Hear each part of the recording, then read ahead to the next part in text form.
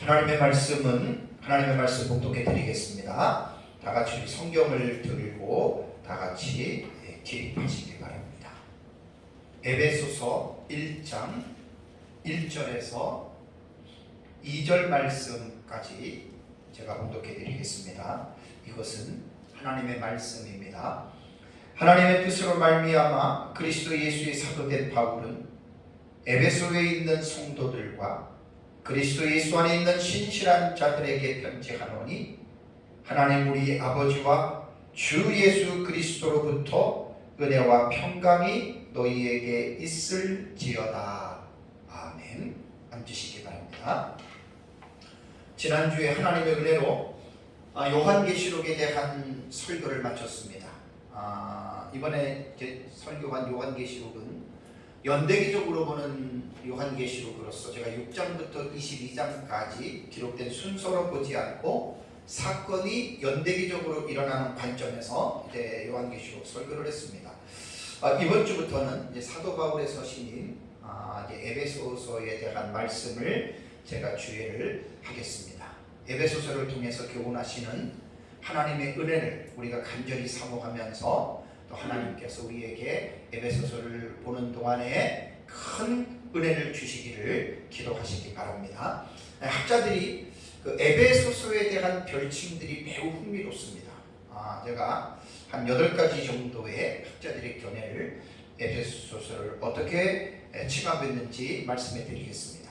아미테이지 로빈슨이라고 하는 학자는 에베소를 가르쳐서 사도 바울의 서신들 중에 백미다. 사도 바울의 서신이 한 13가지, 히브리서까지 하면 14가지가 되거든요. 그 중에서 아주 가장 중요한 백미라고 불렀고요. 사무엘 테일러 콜러리지는 인간의 언어로 기록된 글 중에서 에베소서는 가장 성스러운 글이다라고 이렇게 평가를 했습니다. 윌리엄 바클레이는 사무엘 테일러 콜러리지의 말을 인용하면서 덧붙여서 어떻게 말을 했냐면 본 서신은 서신서들의 여왕이다라고 이렇게 극찬을 했습니다. 도드라고 하는 학자는 에베소를 가르쳐서 바울 사상의 왕관이라고 하였고, 또 메카이는 가장 권위 있는 기독교 신앙 개요서다. 또 브루스는 바울 사상의 진수라고 했고, 또 혹자는 에베소를 가장 영적인 저술이라고 하고, 또 한 다른 사람은 기독교 구원과 교회에 관한 대서사시라고 아주 극찬을 했습니다. 이러한 별칭들을 볼 때 모든 성경이 다 귀하지만 에베소서가 얼마나 소중한 책인지에 대해서 여러분 우리는 가늠할 수가 있습니다. 그러므로 우리는 이 세상에서 가장 진귀한 보물을 하나하나 이렇게 땅을 파면서 우리가 캐내듯이 그러한 심정으로 이제 에베소서에 기록된 1장부터 6장까지의 내용을 우리는 이제 말씀을 통해서 어떤 귀한 은혜를 정말 우리는 받아야 됩니다. 무엇보다도 성령의 감동으로 기록된 하나님의 말씀이기에 성령의 조명과 감동하시는 은혜 안에서 사모하는 마음으로 우리는 항상 하나님의 말씀을 여러분 우리는 접해야 됩니다. 자, 그러면 먼저 첫 시간에는 제가 이제 에베소서에 대한 내용보다는 에베소서에 대한 개론에 대한 이 부분에 대해서 말씀을 드리겠습니다. 그러면 에베소라고 하는 지역은 어떤 지역인가? 자, 에베소는요, 서부의 소아시아 에게해 연안에 위치한 고대 그리스 아테네에 의해서 기원전 7세기에서 6세기에 건립된 식민 도시입니다. 지금으로 말하면 현재의 터키 지방입니다. 에베소는 소아시아의 항구 도시 카이스더강의 평원에 위치했고요. 또 소아시아 서해 안에서 번영했던 고대의 도시였습니다. 에베소는 당시의 소아시아의 수도였으며 당대 문화와 문명의 중심지로 꼽혔습니다.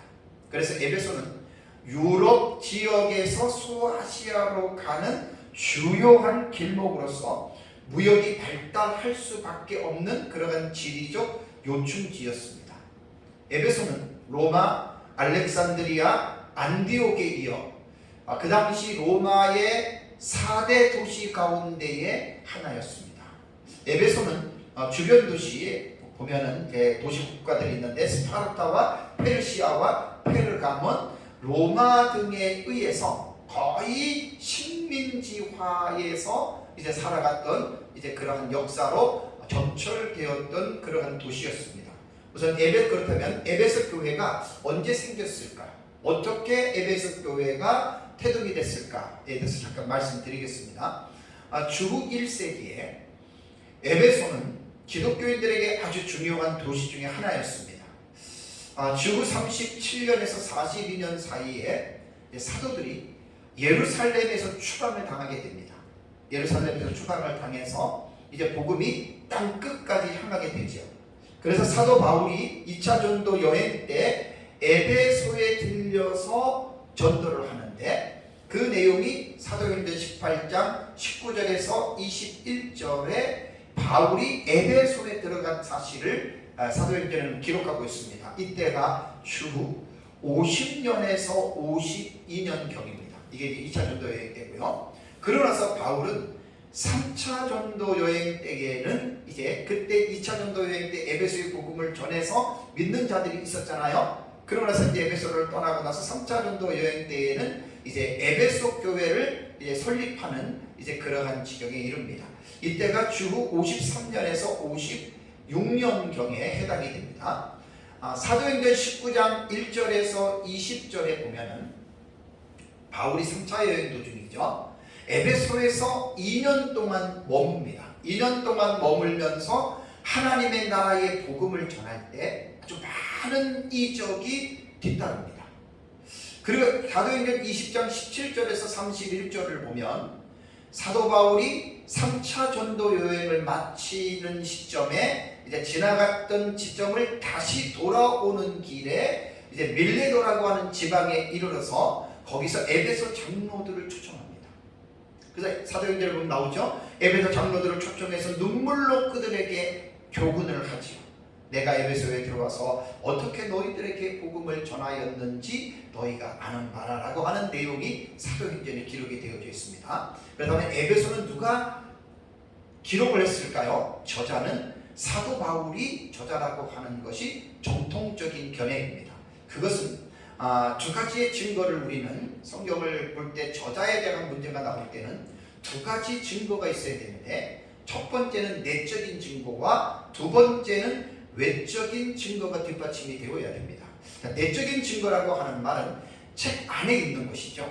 에베소서 안에 있는데 여러분 1장 1절을 보시오. 1장 1절을 보시면 저자 자신 바울이 어떻게 말을 합니까? 하나님의 뜻으로 말미암아 그리스도 예수의 사도된 누구요? 바울은 이라고 말을 했습니다. 그러니까 에베소서 안에 내적인 증거가 있다는 거예요. 뿐만 아니라 3장 1절도 보시면 3장 1절을 보면 바울이 나 바울이라고 자신의 이름을 표현했죠. 그 다음에 3장 7절과 13절과 4장 1절과 6장 19절과 20절에도 바울은 자기 자신이 지금 에베소서를 쓰면서 자기가 감옥에 지금 그리스도 예수의 일로 인해서 감옥에 자기가 갇혀 있다라고 하는 자신의 신분을 지금 에베소서 안에서 여러 곳에서 지금 바울이 자신을 지금 증거하고 있습니다. 그렇기 때문에 에베소서의 저자는 바울로 보는 것이 확실합니다. 자, 외적인 증거를 볼 때 교회 사가인 유세비우스의 증언에도 에베소서는 바울의 저술이라고 이야기를 했고 또 초대 교부들인 오리겐, 알렉산드리아 클레멘트, 터툴리안, 이레니우스, 그 다음에 폴리카, igna티우스 등도 고대 교부들이 에베소서는 바울이 쓴 것이라고 바울의 저작을 인정을 했습니다. 근데 왜 지금 이 외적인 증거에 대해서 제가 말씀을 드리냐면 19세기 후반부터 자유주의의 영향을 받아 성경을批평하는 고등批평 학자들에 의해서 에베소서는 바울의 서신이 아니라고 하는 태클이 걸렸습니다.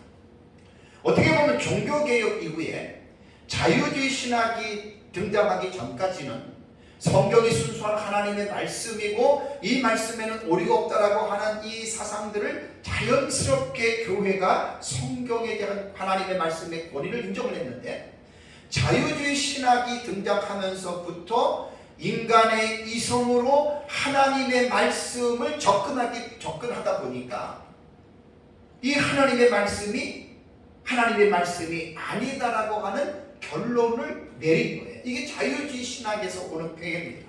그래서 19세기 후반부터 베테나, 바우어 등 이러한 신학자들에 의해서 에베소서는 바울이 쓴 것이 아니다라고 하는 이러한 의심을 하기 시작을 해서 이제 어떤 학자들은 에베소서는 바울의 서신이 아니고 다른 사람이 썼다라고 하는 여러 가지의 이런 혼란한 주장들이 나옵니다.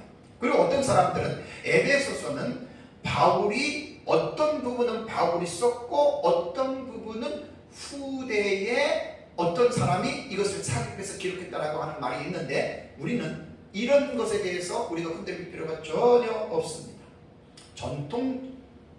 정통적인 견해로 에베소서는 바울이 썼다라고 하는 것이 이제 모든 학자들이 보는 견해이기 때문에 이런 데서 흔들릴 필요는 없습니다. 그럼 이 에베소에 보낸 편지는 수신자가 누군가? 이것도 뭐 이미 말을 할 때 에베소라고 말을 했는데, 자, 본 서신이 이게 에베소에 있는 교회로 보낸 것인지에 대해서 학자들 사이에 많은 논란이 있습니다. 왜 논란이 있냐면, 본 서신의 수신지를 결정해 줄 수 있는 게 지금 1장 1절에 보시면은 에베소에 있는 성도들과라고 하는 표현이 있죠. 그죠? 그러니까 에베소에 있는 성도들이기 때문에 이 에베소서는 에베소에 있는 성도들에게 보낸 이 서신이 맞습니다. 그런데 학자들의 연구에 의하면 사본들 간의 차이가 있다고 하는 문제를 들고 나옵니다. 이것은 학자들의 의견을 우리는 때로는 존중을 해줘야 되는데, 그것이 뭐냐면 우리가 지금 보고 있는 번역된 성경들은 원본은 이미 오래전에 사라졌고요, 원본을 필사한 사본들이 있는데, 우리가 특히 신약 성경 같은 경우는 사본들이 뭐 반쪽짜리 종이까지 해서 보통 한 5-6천 개 이상이 됩니다. 사본의 그 종류들이. 그리고 완전하게 완성된 사본들은 그렇게 많진 않아도요, 뭐 요런 종이떼기 하나, 반쪽, 이것도 전부 다 사본의 가지로 포함을 시킵니다. 그래서 한 5-6천 개 정도의 신약 성경이 사본이 있는데, 그 중에서 중요한 어떤 권위가 있는 그러한 사본들을 학자들은 추려요. 그것이 많지는 않겠죠. 몇십 개 정도 되겠죠. 그런 것들을 추려서 학자들은 그것을 계속 연구해서 사본과 사본의 비교 분석을 통해서 어떤 부분에는 있고 없고에 대한 이 부분들을 학자들이 수세기 동안 연구를 해왔습니다. 그래서 우리는 그러한 학자들의 연구를 존중해야 되고, 우리는 그런 학자들의 연구를 우리는 받아들여야 되는데, 문제가 뭐냐면 고대의 유명한 사본인 신의 사본과 바티칸 사본과 체스터비티 파피리 사본에서는 요 1절에 에베소에 있는 이라고 하는 이 단어가 빠졌다고 합니다. 저는 실력이 없어서 사본을 보지 못하니까 어쨌든 학자들의 말에 의하면 에베소라고 하는 이 지역에 대한 명칭이 빠졌다는 거예요. 그 외에 다른 사본에는 우리가 보고 있는 우리말 성경에 있는 에베소에 있는 이라고 하는 이 지역이 명시되어져 있고, 영어 성경이라든가 다른 성경들 대다수가 에베소에라고 하는 이 문구가 기록이 되어져 있습니다. 그래서 학자들은 이렇게 표현을 합니다. 고대 사본에서 아까 말한 시내산 바티콘 체스터비티 파비리 사본이라고 하는 이곳에서 에베소가 빠져있는 이유를 말을 하기를, 에베소서는 에베소에 있는 교인들에게만 보내는 서신이 아니라 에베소 지역에 있는 소아시아도에 있는 여러 교회들을 위해서 쓰여졌기 때문에 그 서신에서는 에베소라고 하는 지역의 이름이 빠졌다는 거예요. 예를 들어서 골로새나 라오디게나 그 주변에 있는 교회들이 이 서신은 에베소 교회에게 준 서신인데 너희들도 한번 읽어봐라고 하는 이 말을 하고, 사도 바울이 이것을 우리 지역에 있는 성도들에게 보냈다고는 어감이 다르잖아요. 그죠? 그러니까 에베소에 있는 사람들은 좋아하지만 옆에 있는 그 빌레몬 지역이라든가 그 지역에 있는 이러한 그 지역에 있는 사람들은요, 상당히 빌립보라든가 기분이 나쁠 거 아니에요, 그죠? 뭐 라오디게아라든가. 그래서 아마 이래서 이제 쓰였다. 그래서 이제 그 학자들은 뭐라고 이야기를 하냐면 에베소서는 회람서신이라고 이야기를 합니다. 회람이라고 하는 말이요, 글 따위를 여럿이 차례로 돌려보는 것을 회람이라고 하거든요. 그러니까 편지가 어느 한 지역의 한 교회에게 준 것이 아니라 그 지역에 돌아가면서 볼 수 있도록 사도 바울이 썼다. 그래서 이제 회람서신이라고 이렇게 좀 이야기를 합니다. 어쨌든 뭐 에베소서가 학자들의 말대로 회람서신의 의미도 있지만, 그러나 우리는 에베소서는 우리 성경에 기록된 대로 에베소에 있는 성도들이 바로 수신자라고 하는 것을 받아들이는 것이 저는 옳다고 봅니다. 그렇다면 기록 장소입니다. 사도 바울이 이 에베소서를 어디에서 기록했을까요? 자, 바울이 에베소서를 기록한 장소는 감옥입니다. 그것은 내적인 증거에서 나오는데요, 3장 1절을 보십시오. 에베소서 3장 1절을 보시면, 이러므로 그리스도 예수 일로 너희와 이방인을 위하여 갇힌 자 된 나 바울이 말하거니와. 그러니까 바울이 지금 갇혀 있다라고 하는 말은 감옥에 있다라는 이야기거든요. 4장 1절에도 보시면, 그러므로 주 안에서 갇힌 내가 너희를 권한다. 감옥에 있었다는 거예요. 6장 20절에도 이 일을 위하여 내가 쇠사슬에 매인 사신이 된 것은 이라고 이러한 표현을 볼 때에도 바울은 지금 일반적인 장소에 있는 것이 아니라 특별한 장소인 감옥에서 지금 이 서신을 쓰고 있다라고 우리는 보아야 됩니다. 그렇다면 바울이 갇혀 있는 감옥은 어디일까요? 세 가지 장소가 있습니다. 어떤 학자는 에베소, 어떤 학자는 가이사라, 어떤 학자는 로마라고 이야기를 하는데, 가장 정통적인 장소가 어디냐면은 로마 감옥에 있을 때입니다. 자, 바울이 로마 감옥을 어떻게 갔죠? 사도행전 28장 30절에 보면은 바울이 온 이태를 자기 셋집에 머물면서 자기에게 오는 사람을 다 영접하고, 그 뒤에 조금 이따 다시 자세히 설명을 하겠습니다. 자, 그렇다면 바울의 옥중서신에 대한, 옥중서신이라는 말이 있습니다. 제가 옥중서신에 대해서 말씀을 드렸잖아요. 자, 바울은 이제 옥중서신이라고 하는 말은 말 그대로 옥에 있는 가운데에 쓴 서신이라고 하는 말이거든요. 바울의 사역을 보면, 사도행전에 보면 10년 동안에 걸쳐서 1차, 2차, 3차 전도 여행을 마칩니다. 그리고 나서 이제 3차 전도 여행을 마치고 예루살렘으로 돌아와요. 사도행전에 나옵니다. 그래서 사도행전 21장에 보면 예루살렘으로 돌아온 바울은 성전에서 폭도들에게 붙잡힙니다. 그리고 거기서 구타를 당하고, 누군가가 그 위기에 들어가서 그를 막아주지 않으면 바울은 사실 사람들에게 매를 맞아 죽을 위기에 처하게 되죠.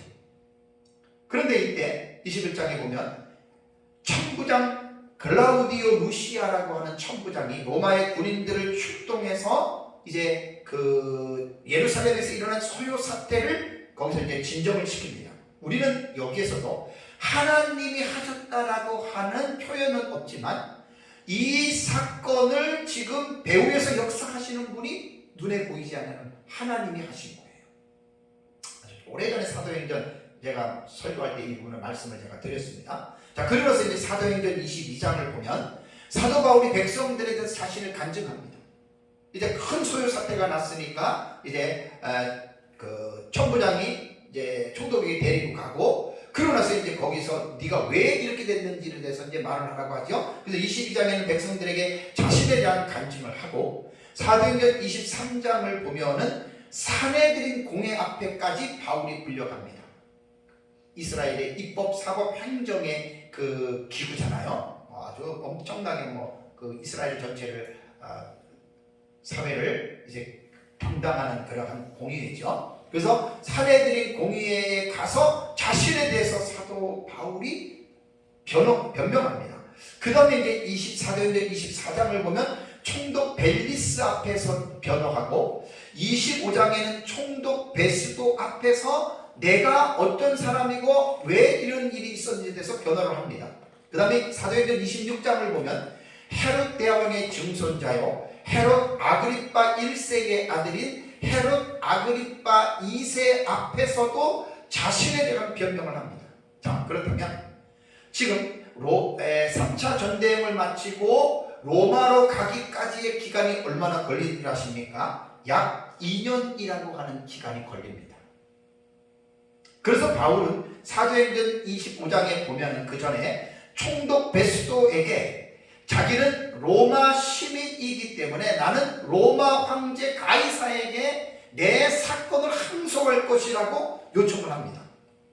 그래서 총독 베스도가 사도 바울에게 대한 이 부분은 유대 자치, 그러니까 로마 총독부가 하는 자치구에서 사도 바울의 건을 다루는 것이 아니라 로마 시민이기 때문에 이 죄수를 로마에게 보내서 로마 황제에게 이 부분에 대해서 이제 재판을 받기를 이제 허락을 했습니다.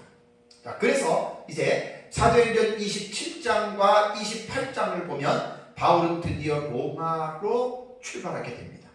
참 사도행전을 보면 바울은 평소에 늘 복음 전파를 위해서 가고 싶어 했던 곳이 로마입니다. 그 다음에 스페인 쪽입니다. 그런데 아이러니하게도 바울이 로마를 갈 때에는 자유로운 몸으로서 가는 것이 아니라 죄수의 신분으로서 로마를 가게 됩니다. 이것이 이제 하나님의 섭리죠. 그리고 바울은 로마에 도착해서 감옥이 아닌 이제 우리가 사도행전을 보면은 셋집이라 그래요. 어느 가정집을 하나 정해놓고 이제 로마의 군사들이 그것을 지키면서 아주 자유롭게 사도 바울은 그 셋집에서 2년 동안 생활하면서 놀랍게도 그곳에서 하나님 나라의 복음을 전합니다. 그러니까 찾아오는 사람들에게, 그러니까 제자들도 오고 다른 사람들도 오고, 그래서 바울은 로마 감옥에서 몇 권의 서신을 쓰냐면 4권의 서신을 씁니다. 에베소서, 빌립보서, 골로새서, 빌레몬서. 그래서 이 4가지의 서신을 우리는 사도 바울의 서신 가운데에 옥중 서신이라고 하는 거예요. 그래서 이 옥중 서신은 로마 감옥에 있을 때 바울이 2년 동안에 쓴 것인데, 옥중 서신이 쓰여진 순서를 보면 제일 먼저 쓴 책이 골로새서이고, 그 다음이 빌레몬서이고, 그 다음이 에베소서이고, 마지막이 빌립보서입니다. 자, 그렇다면 에베소서를 기록한 목적이 무엇일까요? 바울 서신들은요, 대부분 보면 그 지역 교회 안에 어떤 특정한 문제들이 이제 드러납니다. 그래서 바울은 그 문제를 어떻게 해결해야 될 것인가에 대해서 그 교회 성도들에게 성령의 감동으로 그 서신자의 바울이 그 내용을 기억합니다. 그런데 에베소서를 보면 특별한 문제점이 나오질 않아요. 1장부터 6장까지 아무리 봐도 에베소 교회 안에 어떤 문제가 있어서, 어떤 문제가 심각해서 그 문제를 다루기 위해서 바울이 이 서신을 쓴 것은 아니라고 하는 것을 우리는 에베소서에서 볼 수 있습니다. 고린도 교회 같은 경우에는 얼마나 문제가 많았습니까? 세례 문제도 있었고, 은사 문제, 방언 문제, 엄청난 어떤 문제들이 많았잖아요. 그래서 고린도 지역에는 바울이 고린도서의 조편의 편지를 보낸 것이 고린도전서와 고린도 후서였고, 데살로니가 교회 같은 경우는 종말론에 대해서 상당히 시끄러웠지 않습니까? 그러한 어떤 바울 서신서에는 교회들마다의 그러한 특별한 문제점들이 있었고, 그 문제점들을 해결하기 위해서 서신 안에 들어가 있는데 에베소서는 그렇지 않다는 거예요. 그러면 에베소서는, 학자들이 에베소서를 평가한 내용을 보면 교회의 문제점을 다루고 있는 것이 아니고 교회에 대한 하나님의 우주적 경륜과 비밀과 계획을 담고 있다라고 이렇게 학자들은 이야기를 합니다. 제가 에베소서를 읽어보면 이러한 내용들이 상당히 많습니다. 자, 하나님의 궁극적인 구원의 목적은 뭐죠? 에베소서 안에 in Christ, en Christos라고 하는 그리스도 안에서, 그러니까 예수 안에서라고 하는 이 부분들이 몇 번 강조가 되고요. 그리스도 안에서 만유를 통일하시는 것이다. 참 이 엄청난, 이게 아주 깊은 말입니다. 자세히 이제 다음 주부터 제가 들어갈 때 이거는 하나하나 설명을 하겠습니다. 그런데 이러한 하나님의 그 우주적인 구속의 목적은 그냥 하나님이 다이렉트로 이루는 것이 아니라 그리스도, 성자 예수 그리스도의 속죄의 사역을 통해서 하나님이 이 우주적인 교회에 대한 이 경륜을 하나님이 이루어 가시는데, 사도 바울이 에베소에 보낸 이 당시 이미 예수 그리스도의 십자가의 구속의 사건은 성취가 됐잖아요. 그죠? 이 성취가 됐는데 아직은 완성된 것이 아닙니다. 그래서 우리는 예수 그리스도께서 이 세상에 오심으로 말미암아, 십자가에 죽고 부활하심으로 말미암아 하나님의 나라가 already 이미 믿는 자들 속에 하나님의 나라가 임했지요. 그러나 but not yet, 아직은 하나님의 나라는 완성이 되지 않았습니다.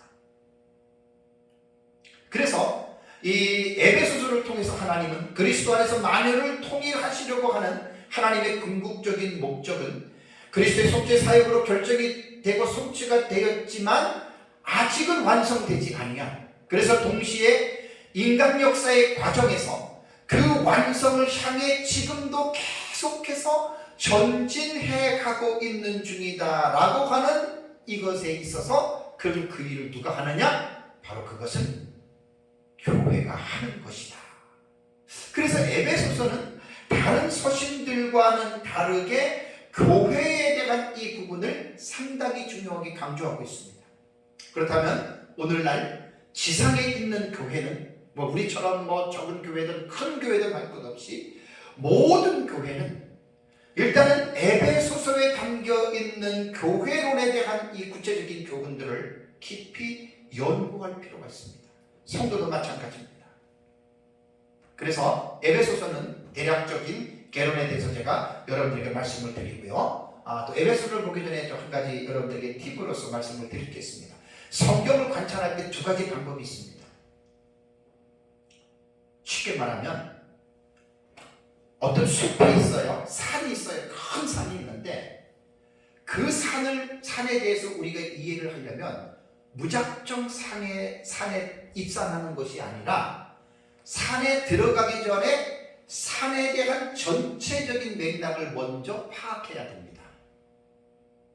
그리고 나서 그 산을 들어가면 아마 산에 대한 부분들을 충분히 등반하는 데에 어려움도 없고 아주 체계적으로 그 산을 잘 등반할 수가 있을 것입니다. 그래서 이제 성경은 이 두 가지 방법을 우리가 사용해야 되는 거예요. 전체적인 멀리서 떨어져서 성경 전체를 봐야 돼요. 자, 그럼 이제 성경 전체, 이 에베소를 말한다면 에베소 몇 장 몇 절 몇 절을 보기보다는 전체적인 면에서 1장부터 6장까지를 딱 보는 것이 이 방법을 거시적인 방법이라 그래요. 그러니까 거시적이라고 하는 말은 사물에 대해서 전체적으로 파악하고 이해하는 것이거든요. 그 다음에 미시적인 부분이 있거든요. 미시적인 부분이라고 하는 말은 사물이나 현상의 개별적인 부분을 분석하는 것을 미시적인 방법이라 그래요. 그러니까 에베소서를 공부할 때 처음부터 들어가서 1장 1절에 뭐가 나오느냐 이런 것을 보기보다는 에베소서가 도대체 무엇을 말을 하고 있는지 전체적인 윤곽을 먼저 공부를 해야 됩니다. 제가 2007년도에 우리 노예에서 서경 노예에서 목회자들이 금강산을 저희들이 수련회 때에 속초에 있다가 하루를 금강산을 우리가 지금 방문하고 그때 2007년도에 이제 구경을 하고 온 이제 기억이 납니다. 자, 제가 이제 이해하기 쉽게끔 여기다가 이제 그림을 그려놨어요. 자, 금강산은 2007년도에 생전 처음 북한 땅을 밟아본 겁니다. 근데 거기에 주차장에 내려가지고 그냥 금강산이 이겁니다. 여러분 한번 구경하십시오. 이렇게 된 게 아니에요. 항상 산 입구에 보면은 산 입구에 보면은 조감도가 나오죠, 그죠? 그래서 조감도가 대체적으로 이렇게 생긴 거예요. 금강산. 자, 주차장이 두 군데가 있어요. 안 가본 분들 모르겠지만 합수목, 목란당, 1167봉, 세존봉, 구룡폭포, 38당, 비봉폭포, 옥류동, 금강문 주차장. 물론 그 주변에 여러 장소들이 있어요. 그러니까 우리가 금강산을 오르기 전에 먼저 조감도를 먼저 봐야 돼요. 우리가 지금 예를 들어서 비봉폭포를 가야 된다? 우리가 지금 구룡폭포가 아주 장관입니다. 우리 구룡폭포, 여기 비봉폭포 다 가봤거든요. 그다음에 상팔단도 가는데 저는 힘들어서 안 갔어요. 갔다 온 분들도 있어요. 그럼 조감도에 세상이 내용이 되어 있어요. 이것이 뭐냐면 산을 오르기 전에 우리가 먼저 숲 전체를 관망하는 거예요. 성경은 반드시 이 공부를 먼저 해야 돼요. 어떤 성경이든지 간에 창세기든 레위기든 요한계시록이든지 간에 전체적인 숲 전체를 볼 수 있는 거시적인 방법을 먼저 우리가 공부를 해야 됩니다. 거시적인 면에서 우리가 에베소서가 이해가 됐다면 미시적인 방법으로 산으로 말하면 들어가서 비봉폭포가 이만큼 있었지, 그러면 거기 가서 비봉폭포를 감상하는 거예요. 야, 봤더니 참 비봉폭포가 참 대단하네. 응? 뭐 그렇게 말만 듣던 구룡폭포 우리 가가지고 사진 찍은 게 있습니다. 그런데 거기서 이제 자세하게 관찰하는 거죠. 자, 성경은 바로 이렇게 반드시 공부를 해야 됩니다. 우리가 구약 성경에서 선지서들을 어려워하는 이유들이 많아요. 왜 어려운 줄 아십니까? 역사적인 배경을 몰라요. 그러니까 구약 성경의 선지서를 이해를 하려면 소선지서가 12권이고 대선지서가 5권이잖아요. 그 선지서를 이해하기 위해서는 반드시 그 시대의 역사적인 배경을 공부를 해야 그 선지서에 대한 전체적인 숲을 볼 수가 있는 거예요. 그리고 이제 애굽, 아수르, 바벨론, 메데, 바사까지 이제 분열하고 보면 그렇게 되거든요. 그 역사를 알아야지만이 우리가 구약 성경에 기록된 선지서가 어느 곳을 들어가도 우리가 이제 그 부분들을 볼 수가 있는 거죠. 그렇다면 이제 남은 시간에 제가 에베소서 전체적인 윤곽에 대해서 개요입니다. 먼저 설명을 하겠습니다. 시간이 얼마나 걸릴지 몰라도 주어진 시간 안에 제가 끝나는 대로 하겠습니다. 자, 먼저 우리가 성경을 보기 전에 뭘 먼저 생각을 해야 되냐면, 여러분, 성경은 개혁주의 성경과는 그렇습니다. 성경은 신앙과 행위의 유일한 법칙이라고 개혁 신학에서는 성경관을 이야기를 합니다. 신앙과 행위의 유일한 법칙이 성경입니다. 신앙은 뭐지요? 믿는 거예요. 근데 많은 사람들이, 교회를 오래 다니는 사람들조차도 기본적인 성경적인 신앙적인 교육을 제대로 받지 않는 사람들은 믿음이라고 말을 할 때 인간의 신념과 또 자기의 어떤 주관적인 것들을, 또 혹은 성경에서 말하는 믿음이라고 하는 이 부분을 구별을 못하는 분들이 의외로 많습니다. 여러분, 믿음이라고 하는 거요, 무조건 믿는 거 아니에요. 내가 믿고 싶은 대로 믿는 거, 그거 기독교에서 말하는 믿음 아니에요. 기독교는 항상 우리의 그 진리의 기초가 성경이잖아요. 절대로 성경을 떠날 수가 없어요. 그래서 성경은 신앙과 행위의 유일한 법칙이라고 말을 할 때에는 우리가 어떻게 믿어야 되느냐, 우리가 무엇을 믿어야 되느냐라고 하는 믿음의 기초가 근거가 되는 것이 성경이라. 그러니까 쉽게 말하면 신령은 인간의 내 마음이잖아요. 내 생각이잖아요. 그거는 기독교에서 말하는 믿음하고 다른 겁니다.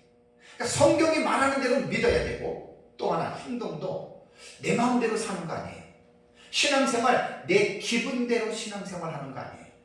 기분 좋으면 열심히 봉사하고 기분 나쁘면 봉사도 안 하고, 여러분, 그거 신앙생활 아닙니다.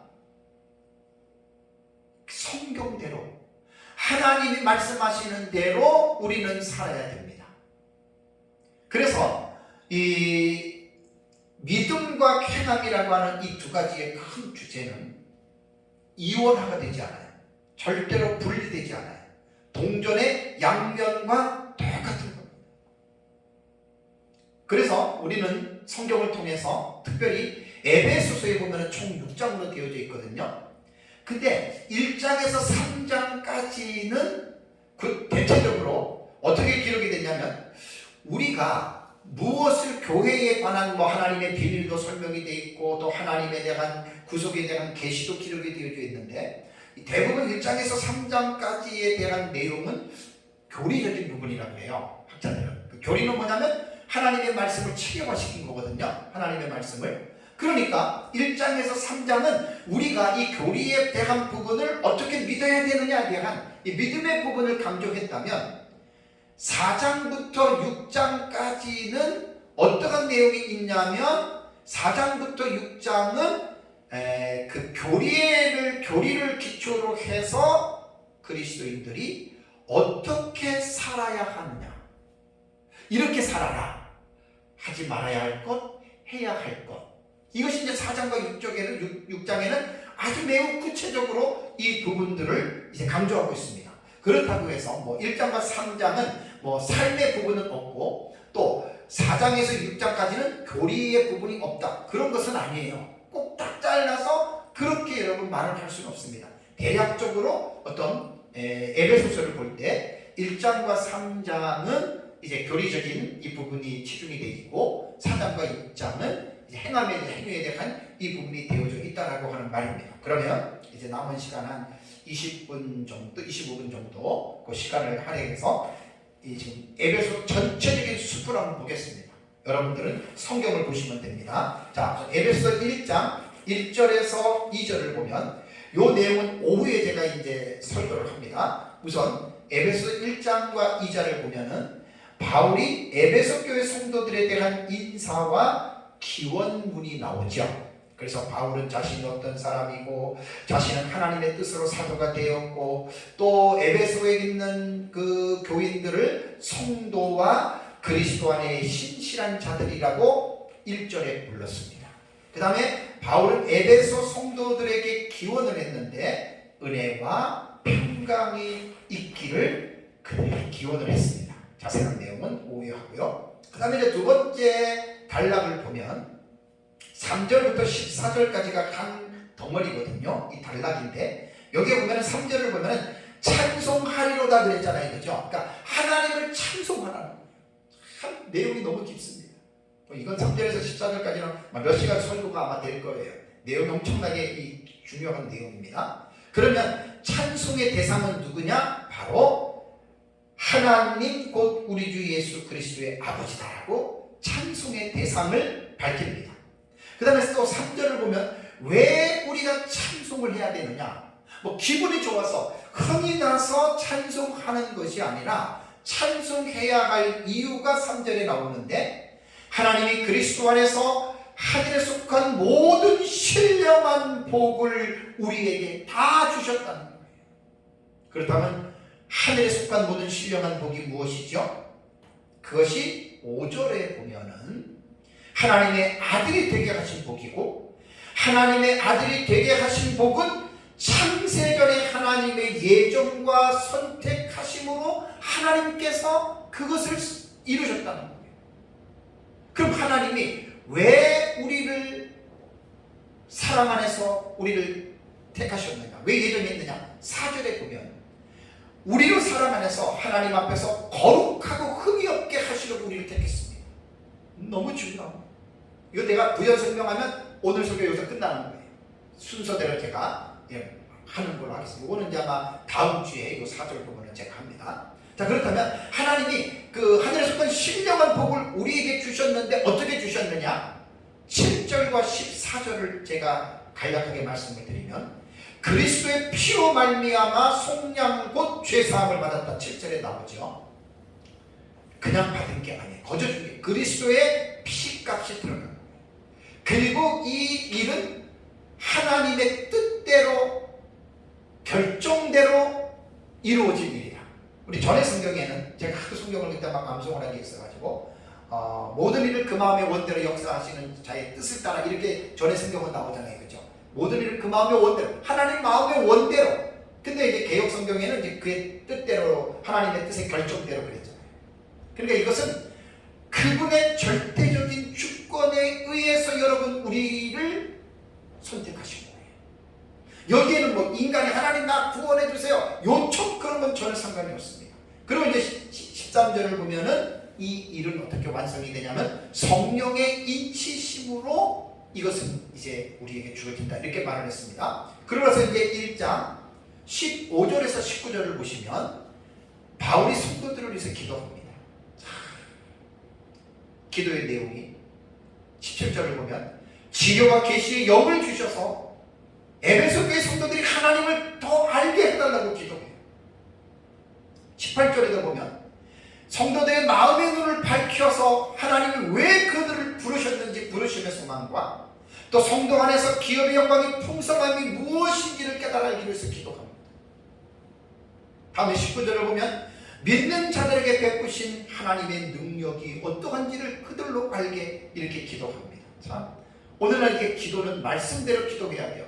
목회자는 성도들을 위해서 이렇게 기도해야 돼요. 잘 먹고 잘 사고 복 받고 부자 되고 이런 기도보다는 이러한 기도. 여러분들도 서로 지체 가운데 기도할 때 이렇게 기도를 하십시오. 가족의 가족들이든지 성도들이든지 이렇게 기도하십시오. 그 다음에 바울은 1장 20절에서 23절을 보면 하나님의 능력인 그리스도의 하나님의 능력인 그리스도를 통해서 어떻게 나타났느냐? 이 비밀이잖아요. 미스테리온이에요. 비밀이에요. 그 비밀이 뭐냐? 부활의 능력, 그 다음에 승천과 하나님 보좌 우편에 좌정하신 것, 그 다음에 하나님의 이름을 높이신 것, 그 다음에 만물을 그 그리스도의 이름에 발 아래 복종하게 하시고 교회의 머리로 예수 그리스도를 하나님이 세우셨다. 이 비밀이잖아요. 21절과 23절입니다. 여러분, 교회의 머리, 교회의 주인은 목사 아닙니다. 예수 그리스도이십니다. 다음에 이제 2장으로 넘어가면 참 너무 은혜스럽죠. 1절에서 10절 말씀. 성도의 정체성입니다. 바울은 1장 1절에서 성도와 그리스도 안에 신실한 자들을 했는데 너희들의 정체성이 뭐냐?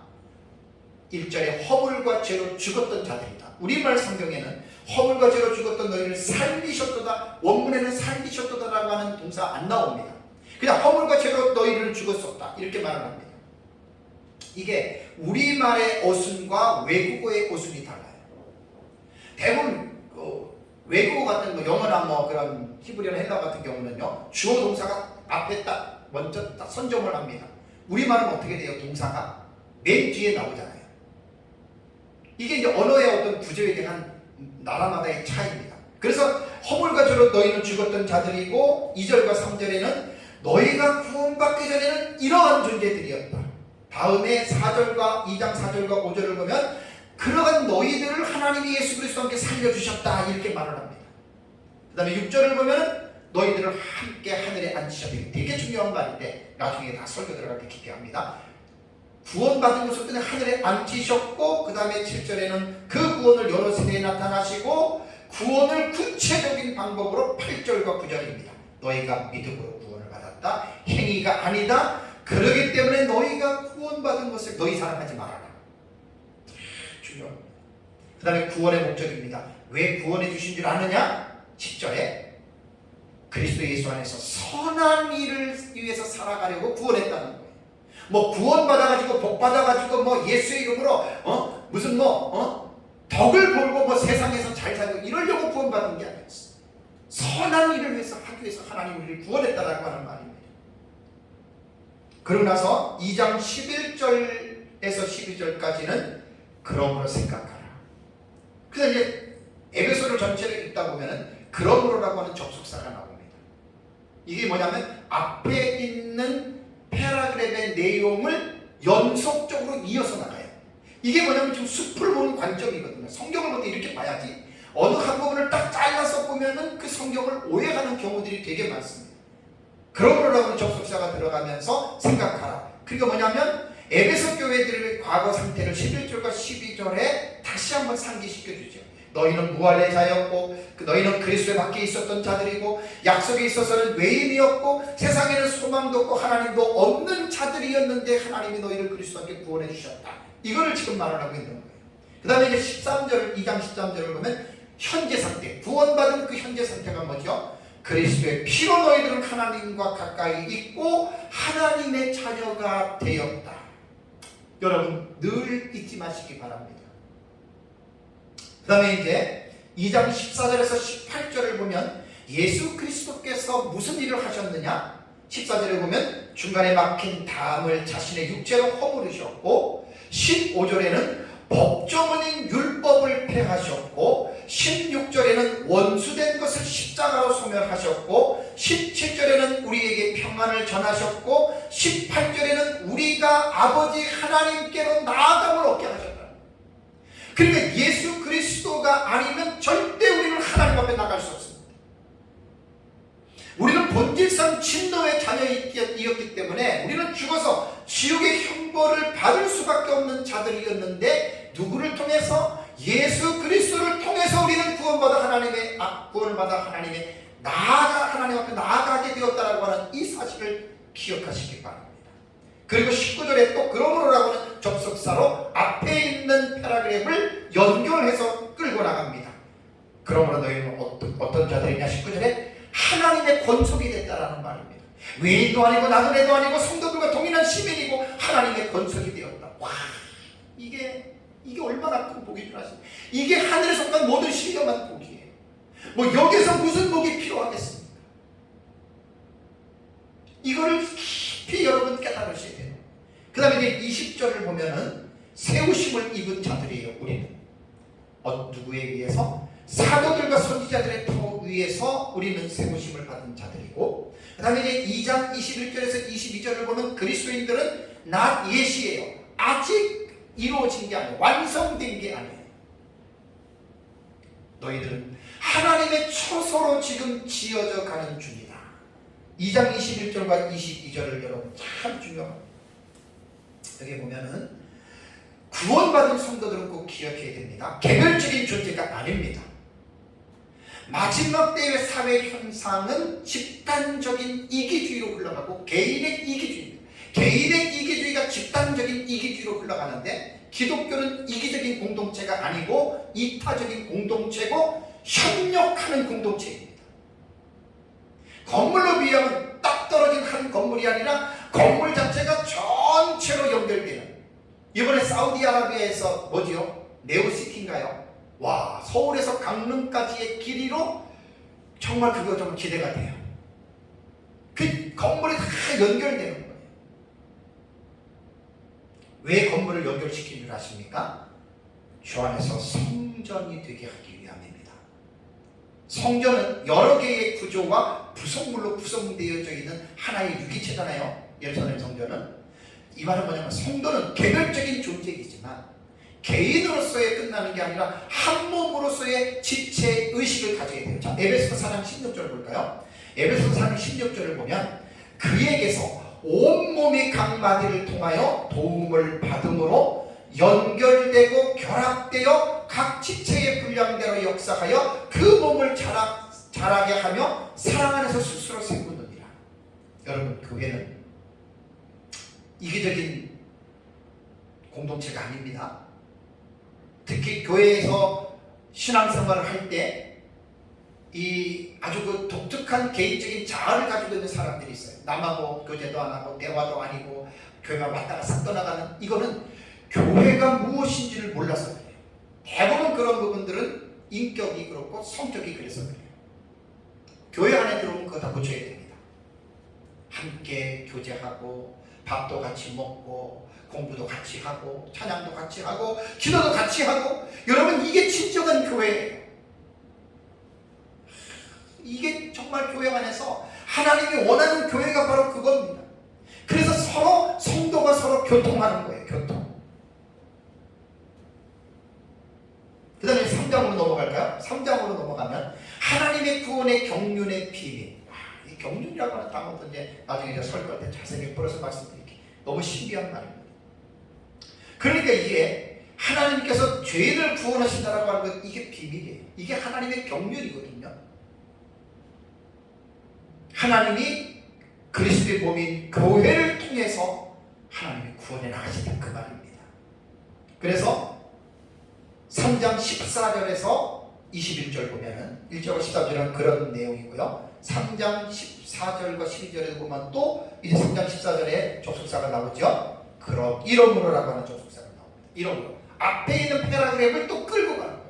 그러니까 성경을 읽을 때 딱딱딱 끊어서 잘라서 성경을 읽으면 성경의 전체적인 맥을 이해를 못하는 거예요. 이단과 사이비들의 특징이 성경 전체를 못 보고 어느 한 구절만 싹둑 잘라가지고 그걸 가지고서 펼치잖아요. 그러니까 이단이 되는 거예요. 기존 교회 성도들도 이런 성도들 목회자들도 많이 있습니다. 성경을 전체적인 숲을 관망하지 않고 그냥 들어가가지고 마치 어떤 그 한 가지만 가지고 거기서 이제 자기의 이론을 주관적으로 이렇게 쭉 펼치는 것이 있는데 대단히 위험합니다. 그래서 반드시 성경은 전체적인 계율화 그래요. 이 맥락을 반드시 공부한 다음에 이제 자세하게 공부를 해야 됩니다. 그래서 14절에도 이러므로라고 하는 접속사가 있으면서 앞에 있는 패러그래프를 끌고서 다시 그 부분에 대해서 부연 설명을 하거나 또 거기에서 또 잘못되고 또 올바른 것에 대한 시시비비를 가르쳐서 그 내용을 점점 더 풍성하게 성경은 지금 이끌어가는 거예요. 자, 뭐냐면 이제 구원의 경륜을 깨닫기 위해서 사도 바울이 기도합니다. 믿음으로 말미암아 그리스도께서 그들 안에 계시게 하옵시고 그 다음에 그들이 그리스도의 사랑의 길이와 높이와 깊이를 깨달아서 하나님의 모든 충만하신 것으로 충만해지기를 기도했습니다. 여러분, 이것이 오늘날 신앙생활하는 우리들이 추구해야 할 모습이 아닐까요? 구원받았다고 됐나요? 우리가 그리스도의 사랑을 한번 체험했다고 그것으로 다 됐나요?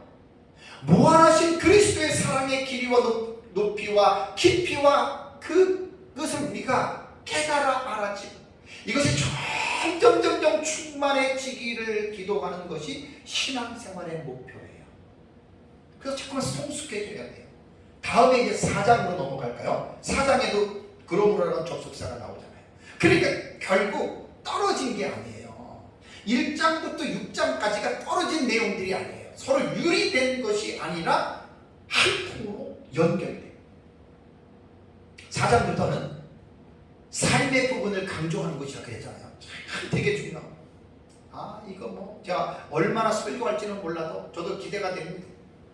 매주 이제 미시적인 방법으로 하나하나의 한 절 한 절을 제가 이제 연구를 해야 되는데 여러분들 계속 기도해 주시기 바랍니다. 자, 4장부터는 삶의 부분을 강조합니다. 자, 이제 4장부터는 이제 실천해야 될 부분을 이제 1장과 3장에서 교리적인 부분을 이제 설명을 했다면 그것을 근거로 믿을 뿐 아니라 믿는 것으로 끝나면 안 돼요.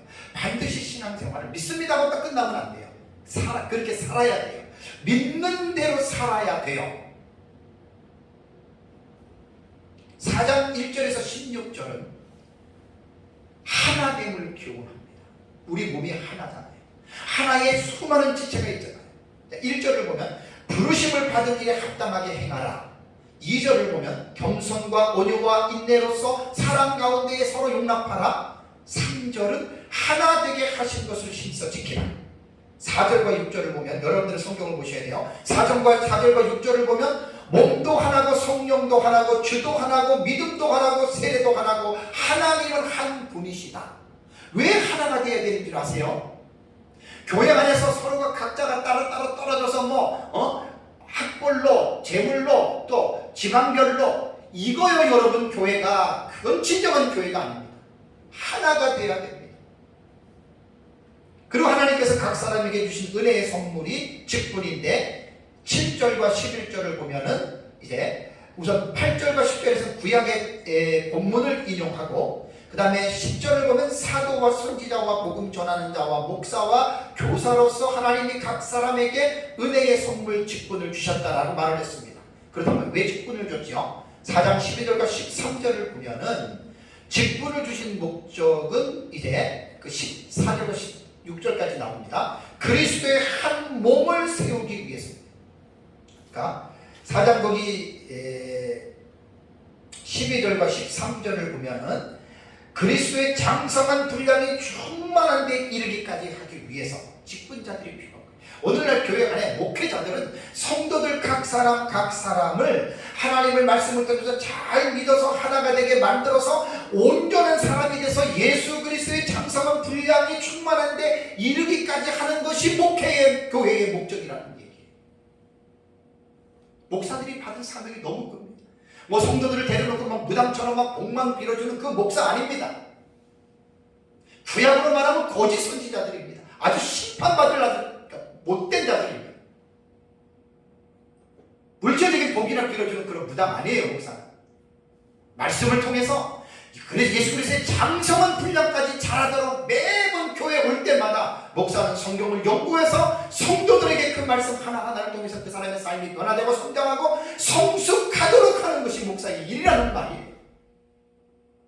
시장에 그 사람들이 빽빽이 모이는 그런 것처럼 교회 안에 사람들을 끄집어 놓고 그냥 그렇게만 하는 게 아니라 그리스도의 장성한 분량에 이르기까지 사람을 성장시켜 주는 것.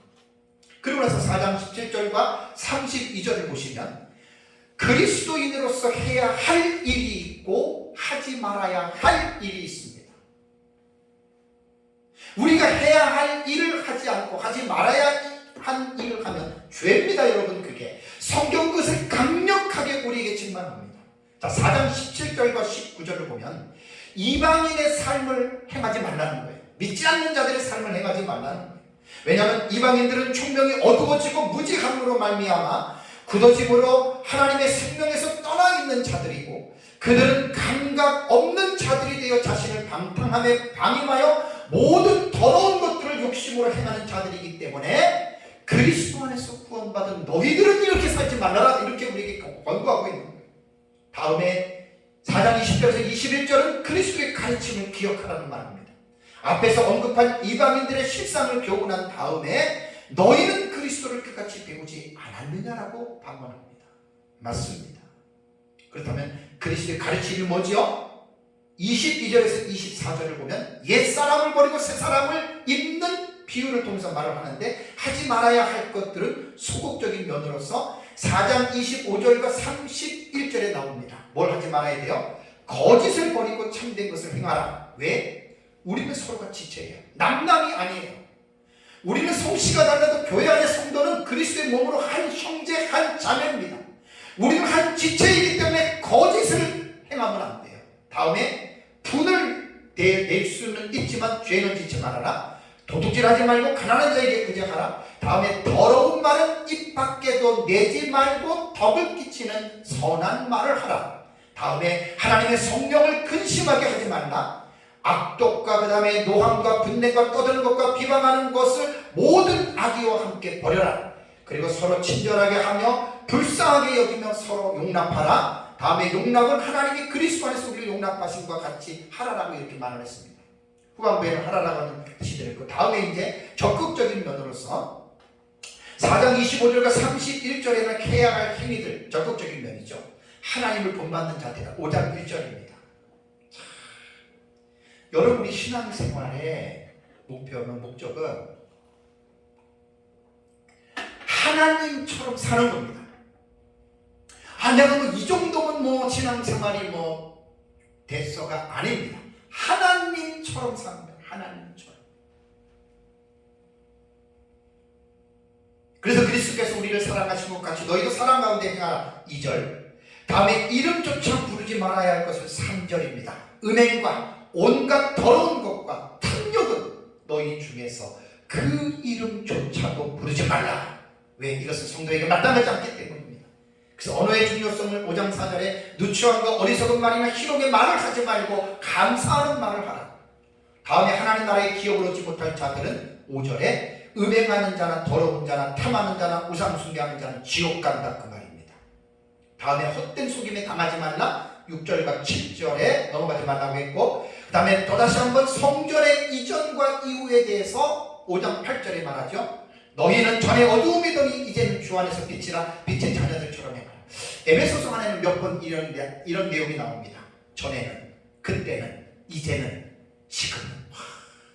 그러니까 정확한 시점을 인식하라는 얘기예요. 구원 받아놓고 우리가 다시 이전에 그때의 상태로 돌아가는 사람들이 얼마나 많습니까? 그러지 말라는 거예요. 빛의 열매는 9절에 모든 착함과 의로움과 진실함에 있다. 그 다음에 10절에서 14절 열매 없는 자의 일, 어두움의 일을 책망하라. 자기 스스로도 책망해요. 우리가 잘못된 길을 가고 있고 우리가 하나님 앞에 꼬라지를 부리고 우리가 불순종할 때 여러분 스스로가 여러분 자신을 책망해야 됩니다. 말씀으로. 때로는 목회자가 여러분들에게 말씀을 통해서 책망할 수가 있습니다. 왜? 그 책망을 받아야 됩니다. 그리고 돌이켜야 됩니다. 다음에 5장 15절에서 21절은 지혜 있는 자같이 살아가라는 말입니다. 어떻게 행할지 자세히 주의해서 지혜 있는 자가 되라는 말이에요. 15절 이후에. 왜? 세월이 악하다는 거예요. 그래서 지혜 있는 자가 되려면 술 취하지 말고 성령 충만함을 받으라는 거예요. 에베소 교회 성도들에게, 그리고 나서 이제 바울은 참 중요한 게 에베소에는 물론 이제 그 골로새서에도 나오지만 가정에 대한 이 부분에 대해서 강조를 했습니다. 너무 중요한 부분입니다. 가정. 그래서 가정에서 각자의 역할이 무엇이고 어떻게 해야 되는지에 대해서 5장 22절에서 24절은 누구에게 말을 하지요? 아내에게 권면을 합니다.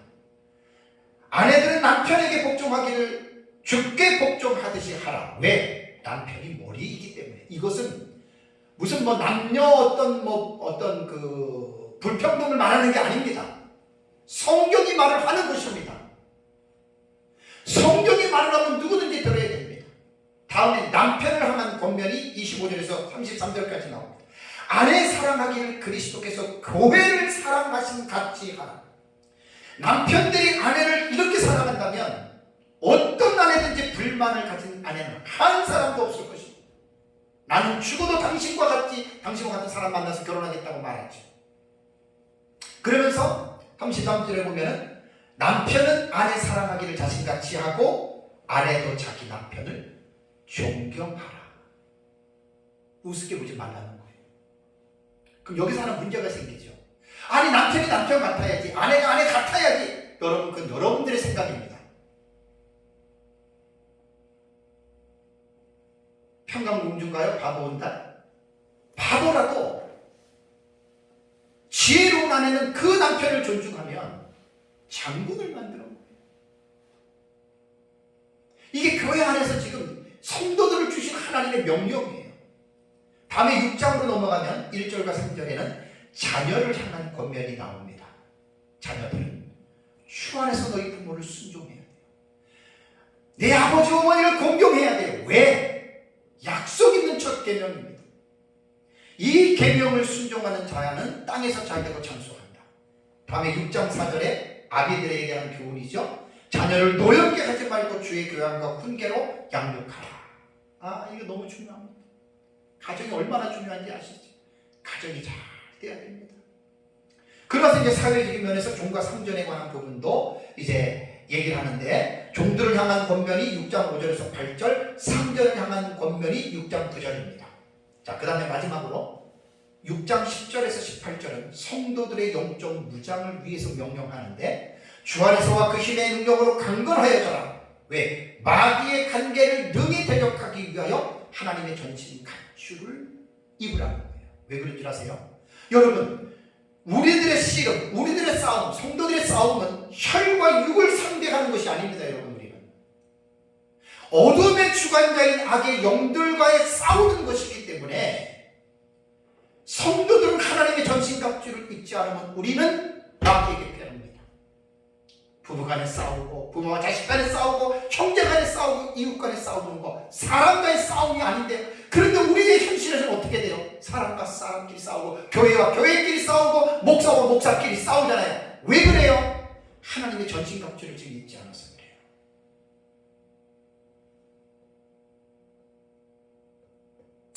그리고 이제 6장 19절에서 20절을 보면은 바울이 자신을 위한 기도를 부탁을 합니다. 성도들은, 목회자들을 위해서 정말 기도 많이 하셔야 됩니다. 그 다음에 이제 6장 21절에서 24절은 마지막 인사를 하면서 끝냅니다. 시간이 많이 갔네요. 1시간 3분입니다. 마지막 결론 부분을 좀 간략하게 제가 말씀을 드리겠습니다. 여러분, 믿음과 신념은 다릅니다. 믿음은 기준과 대상이 있어야 돼요. 그게 바로 성경이에요. 신념은 주관적 자기 생각이에요. 우리가 성경에서 믿음이라고 말을 할 때는 성경을 근거로 말을 해야지 이게 믿음이거든요. 그 다음에 행위는 당연히 성경의 근거. 믿음대로 끝나는 게 아니에요. 믿음대로 살아야 돼요. 믿음과 삶이 이원화가 되지 않아요. 이원화라고 하는 말은 기구나 조직, 문제 따위가 둘로 딱 세퍼레이티드 되는 거예요. 나눠지는 거예요. 분리되는 거예요. 아닙니다. 믿음과 행함은 절대로 분리될 수 없습니다. 이 교훈을 가장 구체적으로 교훈한 것이 야고보 사도의 믿음과 행함에 관한 부분을 잘 기억을 해야 됩니다. 사랑하는 성도 여러분, 구원받은 하나님의 자녀는 이 세상에서 하나님의 말씀을 계시의전 사색을 통해서 그 사실을 믿고 소망하며 사랑하는 삶을 살아가는 것이 구원받은 자들입니다.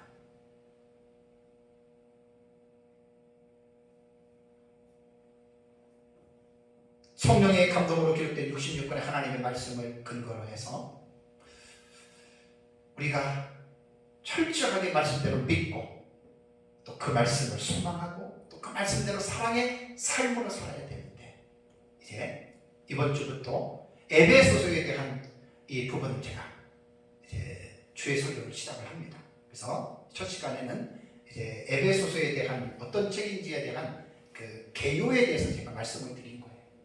이거를 이제 앞으로 몇 달이 갈지는 몰라요. 제 생각에는 한 1년 동안 했으면 좋겠습니다. 1년이면 그만큼 보통 1시간 제가 설교를 하는데 내용이 그만큼 풍성하다는 거예요. 뭐 한 달에도 끝낼 수 있어요. 그건 간단해요. 저는 간단한 설교는 별로 좋아하지 않습니다.